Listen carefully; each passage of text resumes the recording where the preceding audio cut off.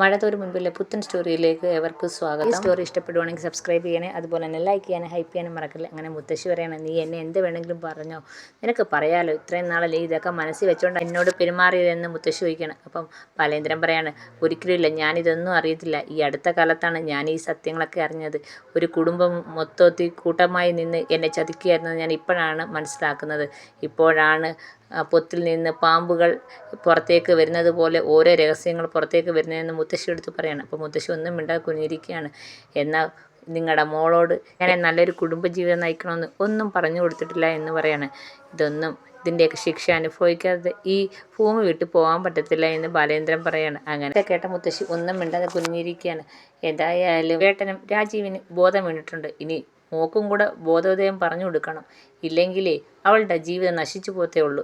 എന്തായാലും ഞാൻ ശിവേട്ടനെ ഒന്ന് കണ്ടിട്ട് വരാമെന്നും പറഞ്ഞ് പോവുകയാണ്. അപ്പോഴത്തേക്ക് മുത്തശ്ശി ആകപ്പാടെ സങ്കടത്തോടെ ഇങ്ങനെ കുനിഞ്ഞിരിക്കുകയാണ്.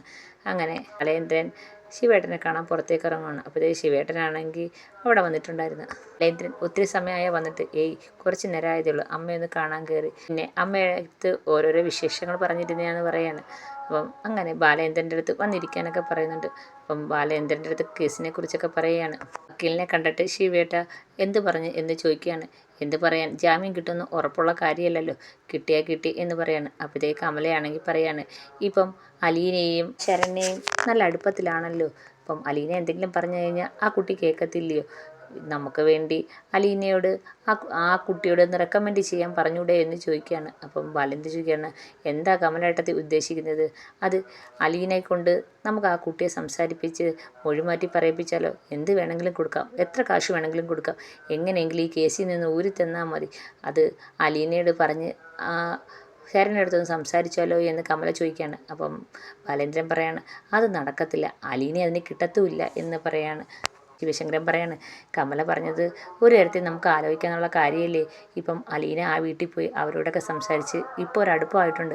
അലീനയെ അവർ ശത്രുക്കളെ പോലെ അല്ലല്ലോ കാണുന്നത്. ആദ്യം ചെന്നപ്പം അത്രയെങ്കിലും പെരുമാറിയെങ്കിലും രണ്ടാമത് പോയപ്പം അവർ നല്ല രീതിയിലല്ലേ അലീനയോട് പെരുമാറിയത്. അതുകൊണ്ട് പതുക്കെ ആ കുട്ടിയോട് സംസാരിക്കാൻ പറ്റുമെങ്കിൽ എങ്ങനെയെങ്കിലും ഹരിയേൻ രോഹിത്തെ ഈ കേസിൽ നിന്ന് നമുക്ക് ഊരിയെടുക്കാൻ പറ്റുക, അത് നല്ല കാര്യമല്ലേ എന്ന് പറയുകയാണ്. അപ്പോൾ ബാലേന്ദ്രൻ പറയുന്നുണ്ട്, അതൊന്നും നടക്കുമെന്ന് തോന്നുന്നില്ല ശിവേട്ട, പിന്നീട് കാര്യമൊന്നും പറയാൻ പറ്റത്തില്ല, അവളിത് കേൾക്കത്തുമില്ല എന്ന് പറയാണ്. അപ്പോഴത്തേക്ക് കമലയ്ക്ക് ദേഷ്യം വരികയാണ്. കമല പറയാണ്, അവനും എൻ്റെ കുടുംബത്തോട് ആത്മാർത്ഥം ഉണ്ടെങ്കിൽ ആ കുടുംബത്തിലുള്ളവർക്ക് വേണ്ടിയല്ലേ സംസാരിക്കേണ്ടത്. അവക്കാണെങ്കിൽ രോഹിക്കും ഹരിക്കും വേണ്ടി സംസാരിച്ചൂടെ, ശരണ്യയോട് പറഞ്ഞൂടെ, ശരണ്യെ കൊണ്ട് സമ്മതിപ്പിച്ചൂടെ, അതല്ലേ അതിൻ്റേതായ മര്യാദ എന്ന് പറയാണ്. അവൾ ആ കുടുംബത്തിലല്ലേ എന്ന് ചോദിക്കുകയാണ്. അപ്പോഴത്തേക്ക് ബാലേന്ദ്രൻ ചിരിച്ചുകൊണ്ട് പോയി പറയാണ്, അലീന ആ കുടുംബത്തിലാണെന്ന് സമ്മതിച്ച് അത്രയും മതി. ഏത് കുടുംബത്തിലെയാ ശിവേട്ട യഥാർത്ഥത്തിൽ അലീനയുടെ ഏതാ കുടുംബം എന്ന് ചോദിക്കുകയാണ്. അപ്പോഴത്തേക്ക് ശിവനാണെങ്കിൽ തല കുനിച്ചിരിക്കുകയാണ്. എന്താ ബാലേന്ദ്ര അങ്ങനൊരു ചോദ്യം എന്ന് കമല ചോദിക്കുകയാണ്. അല്ല, ശിവേട്ടൻ നന്നായിട്ടറിയാം അലീന ഏത് കുടുംബത്തിലുള്ളയാന്ന്. അപ്പോഴത്തേക്ക് ശിവശങ്കരൻ ആകപ്പെടെ പെട്ട അവസ്ഥയിലായി. അതൊന്നും ഇപ്പം പറയണ്ടല്ലോ, എല്ലാവർക്കും അറിയാലോ അലീന ഏത് കുടുംബത്തിലുള്ളയാണെന്ന്.